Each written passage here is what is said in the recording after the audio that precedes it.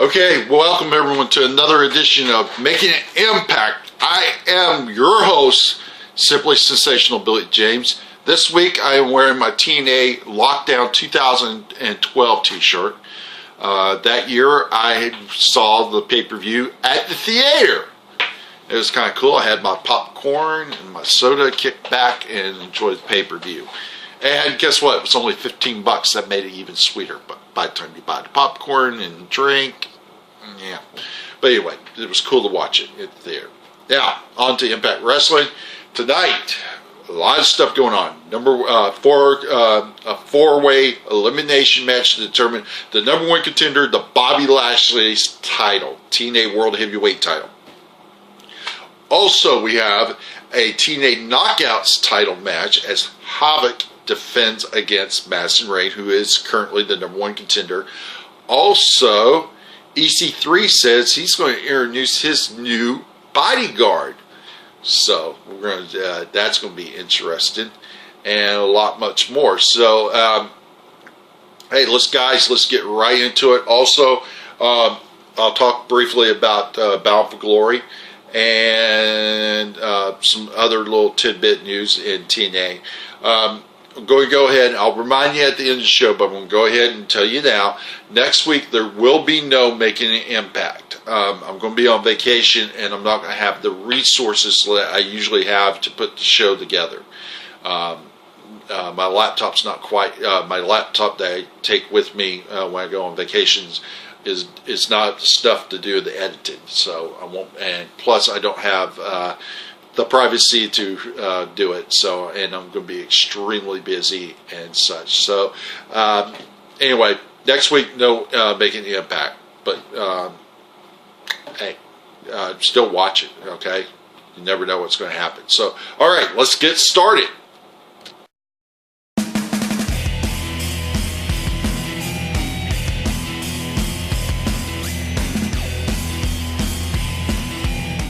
Okay, we had the first match of the night. It was for the TNA Knockouts title, Madison Rayne challenging Havok.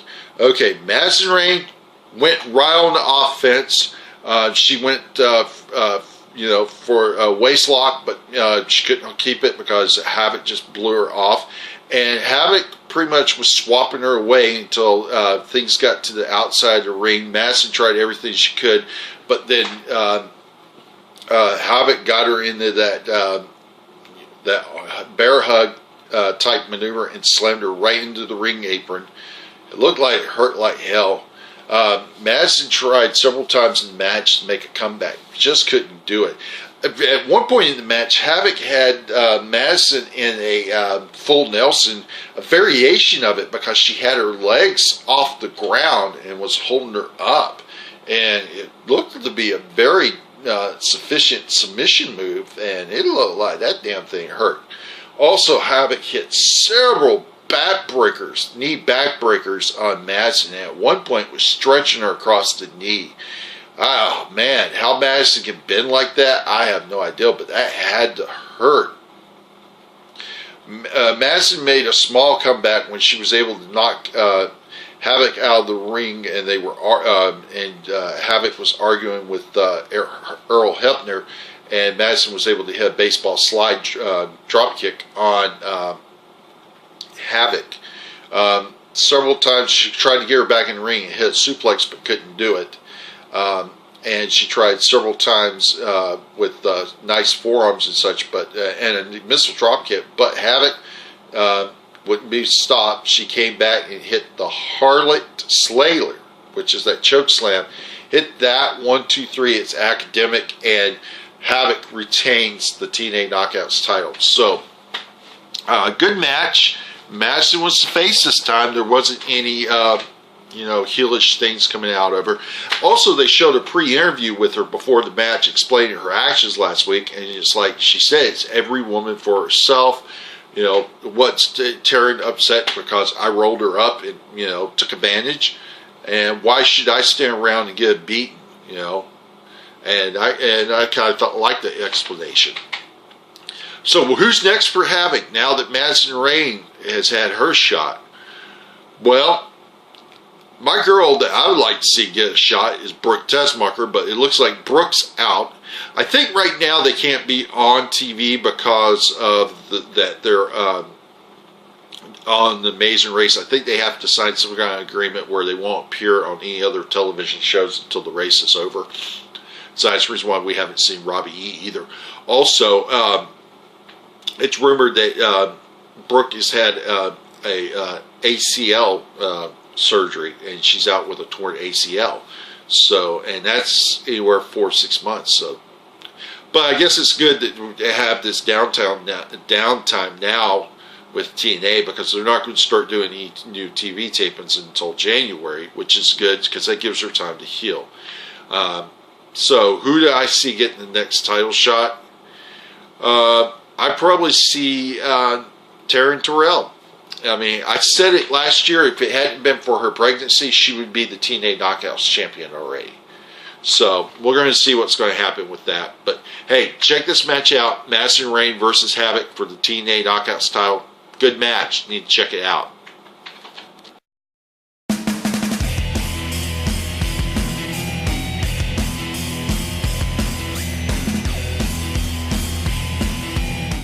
Okay, next match of the night saw Matt Hardy, who was in the back.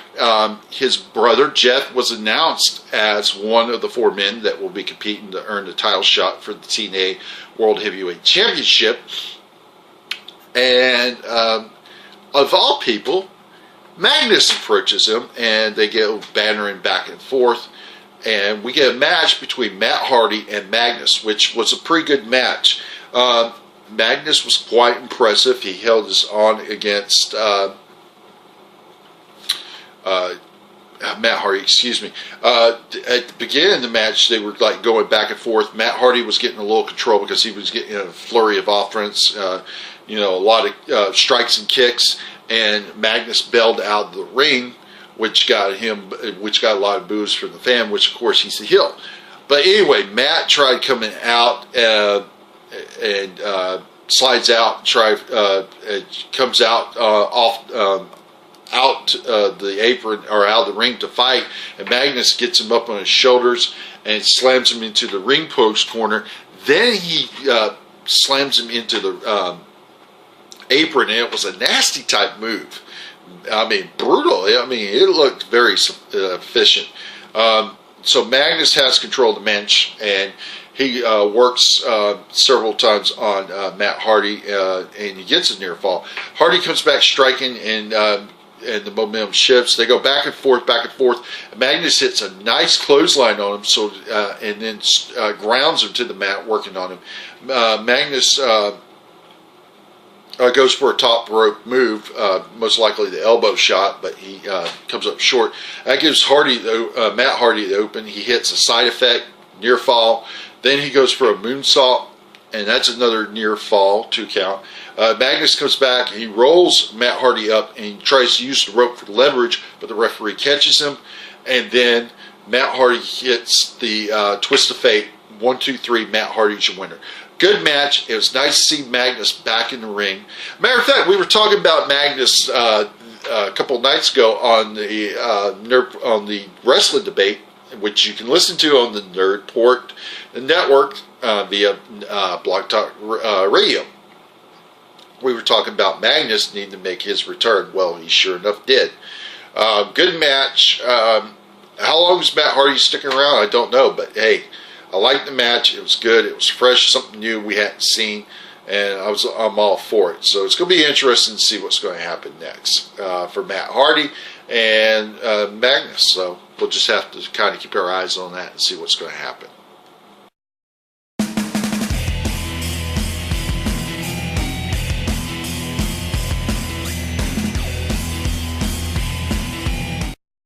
We had the bromans, Jessie and DJ Z, Zima Ion filling in for Robbie E, and Angelina Love of the Beautiful People taking on the Menagerie, Crazy Steve, Knux, and Rebel.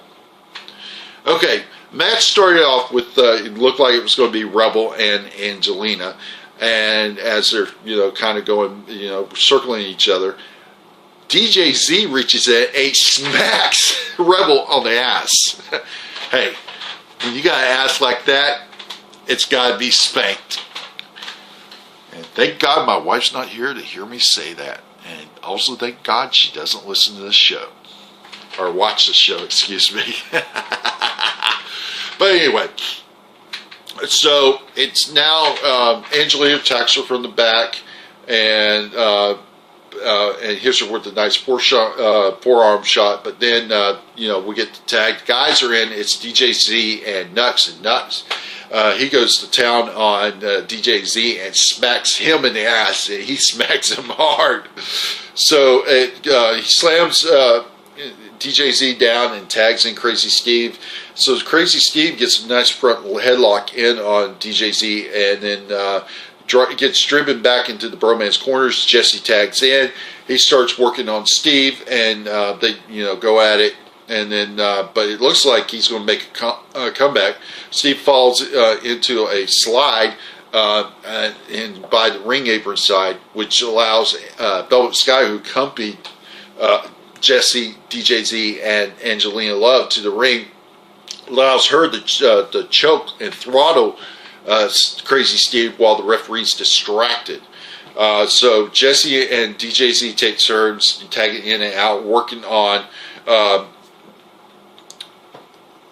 Crazy Steve. But Crazy Steve finally is able to make the hot tag. He gets the tag into Rebel.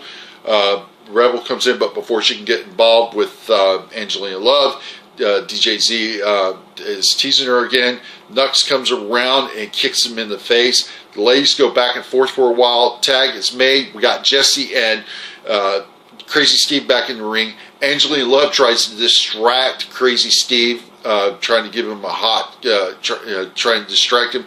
Crazy Steve grabs her and looks like he's about to plant a wet one on her, but Jessie comes up from behind and attacks him.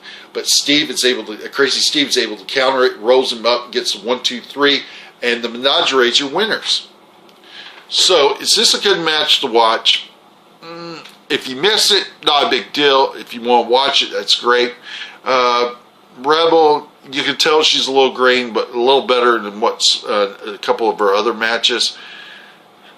Got a nice smoking ass, gotta give her that. But hey, just because you got a smoking ass doesn't mean you can that you're a great wrestler. So I think she's got potential, but she's got a long way to go.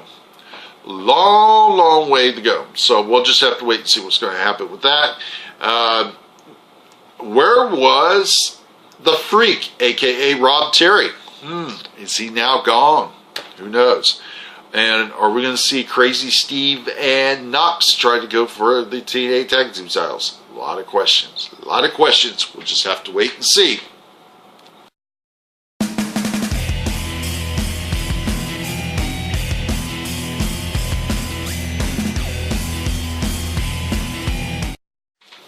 We got to finally find out who Ethan Carter III's EC3's new bodyguard is. He talked about Rockstar Spud and talking about how Spud should have saw the writing on the wall the minute that Dixie Carter went through the table, that it was his fault and that he was going to be fired. So he should have saw the writing on the wall. And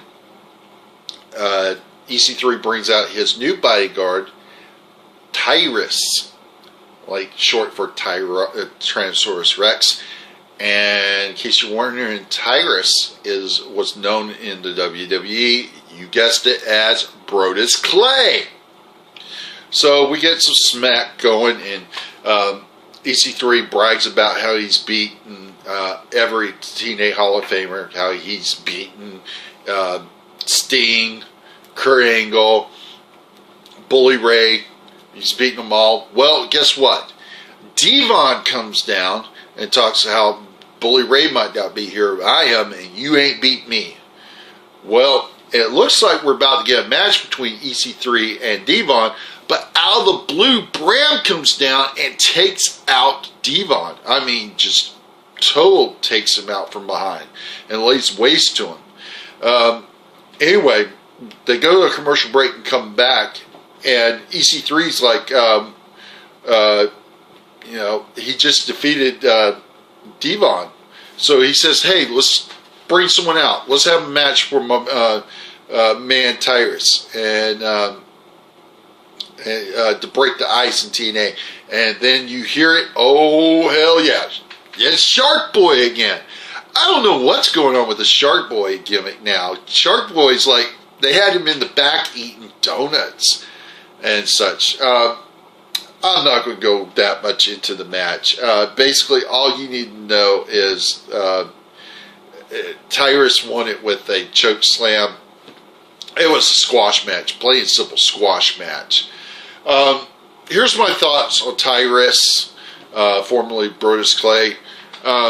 He's in a unique position, similar to what EC3, aka Derek Bateman's in. I think that WWE had he had great potential to be a monster heel, but the problem was they brought him in with this dancing gimmick. Somebody better call you mama, the Funkasaurus, and Funk is on a roll. And you know, the gimmick worked for a while, but then it got stale. And the problem is, it got stale. So by the time they did turn around and made him heel, it was too late. Too late, a dollar short, too late. Now, if they book him as a monster heel here, who's a devastating monster, he could have potential.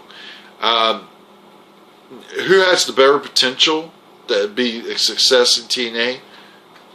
EC3 or Tyrus? It's a no-brainer. It's EC3. But I say let's give Tyrus a chance. Let's see what they're going to do with him. So it's going to be interesting to see what's going to happen now that Tyrus and EC3 are together. Hey, could they go for the TNA Tag Team titles? Possibility. We just have to wait and see.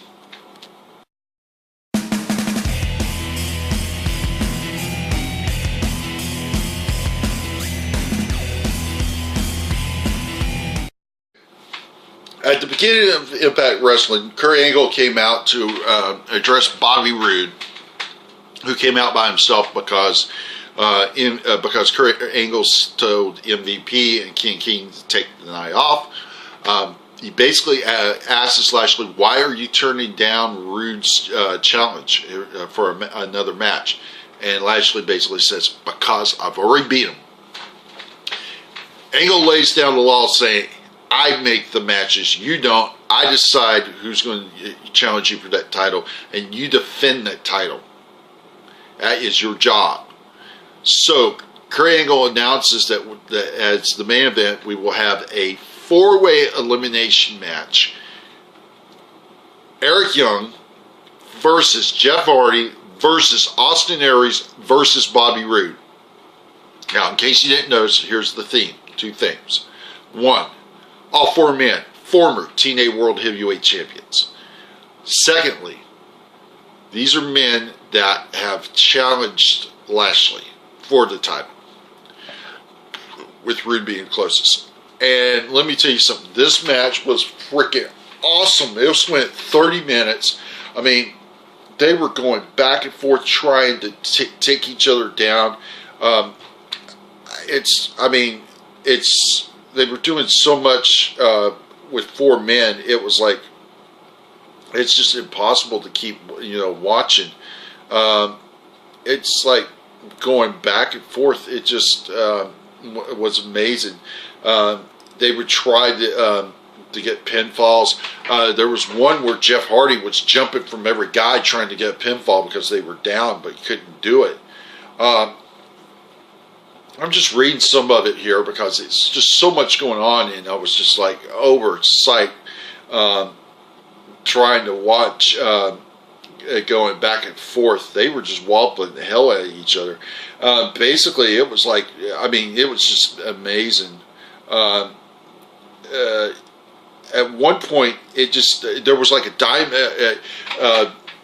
Roode and Lashley, Lashley had Lashley on my brain. Roode and Aries looked like they were going to hit a double superplex on Eric Young off the top rope, but then Hardy comes along and powers bombs Aries and Roode while they suplex Eric Young, and that was a devastating move. Matter of fact, that was the move where Hardy was jumping from person to person trying to get the pinfall.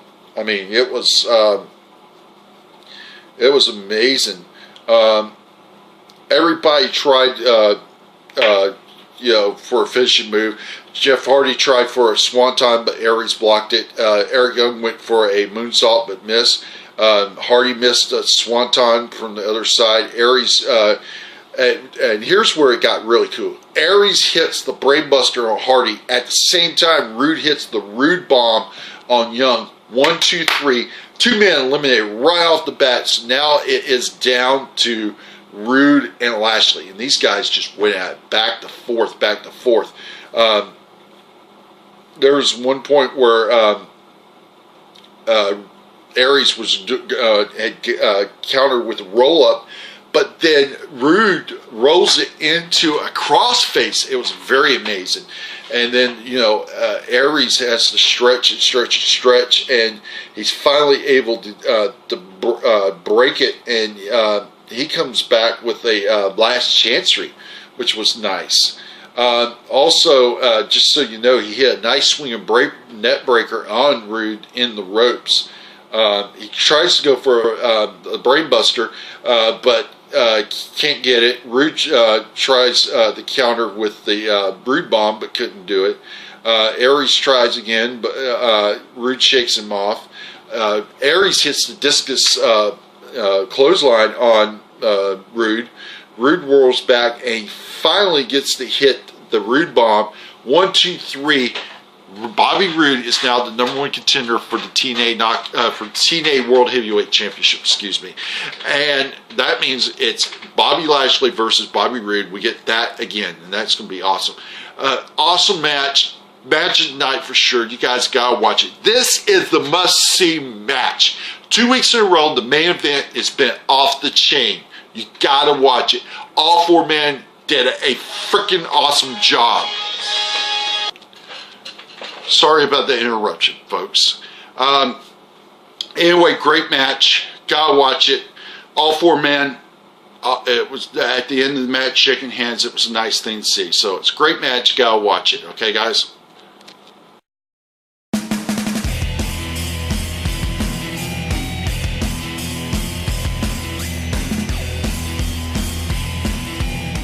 Guys, what a great Impact Wrestling. It was off the chain. The main event, bar none, best match of the night. Have to give it to them. Aries, Hardy, Young, Roode, all 4 guys did an awesome job in this match. If you missed it, you got to check it out. I'm telling you, this was a great match. 2 weeks in a row, we had a great main event. That was freaking awesome. Also, the Knockouts match was pretty damn good. The Matt Hardy versus Magnus, good match. The Menagerie, bromance, Angelina Love, it was okay, give or take. The Tyrus versus Shirt Boy, a squash match, but the whole point is it was to put over Tyrus as a monster heel. We'll just have to see where that's going to go. Also, the Wolves have issued a challenge now that they've defeated the Hardys in Team 3D in the TNA Tag Team Title Tournament series. Now they have challenge, and there's going to be an 8 tag team tournament to decide who gets a title shot against the Wolves for the TNA Tag Team titles. Whew. So, Bound for Glory was this past Sunday. I didn't see it. I'm not too worried about it. I've heard that some of the matches were pretty good, but you know what? I wasn't going to pay $40 for a pay-per-view that was basically a one-night stand that you could get on DVD for $15. So, from what I heard, the triple threat match for the X Division title, Samoa Joe, I want to say Low Key and some Kaz something. I can't think of his name. Anyway, from what I heard, it was not a bad pay-per-view. Tajiri and Muta were way over. Great Sonata and James Storm got a lot of heat. Also, something, and this was cut out of the Bound for Glory US area, but Team 3D made a challenge to the Bullet Club. I guess they're going to go to New Japan Wrestling and try for the tag team titles there. So that's kind of interesting to see. Okay, again, want to remind you guys, there will not be making an impact next week. I'm going to be on vacation. Also, I want to do some plugs here. Check out the Wrestling Debate. It's every Tuesday, 8 Eastern, 7 Central, on the Nerdport Network via Blog Talk Radio. You got to check that out. Also, don't forget to check out my good buddy John Mayer's show, An Independent Point of View. Every Wednesday, it is on the Nerdport Network, also via Blog Talk Radio. So you got to check that out. Also, he's got a finger on the pulse of independent wrestling, especially Pro Wrestling Syndicate. So you got to check that out. Also, John he doesn't have a show this week, but next week he's teasing two extreme guests on his show, and you got to check that out. It's going to be a lot of fun. Well, that's it for this week's Making an Impact. I've been your host, Simply Sensational Billy James, rocking his Lockdown 2012 t-shirt. So anyway, guys, have a great one. I'll see you back in 2 weeks. Peace. Check you out.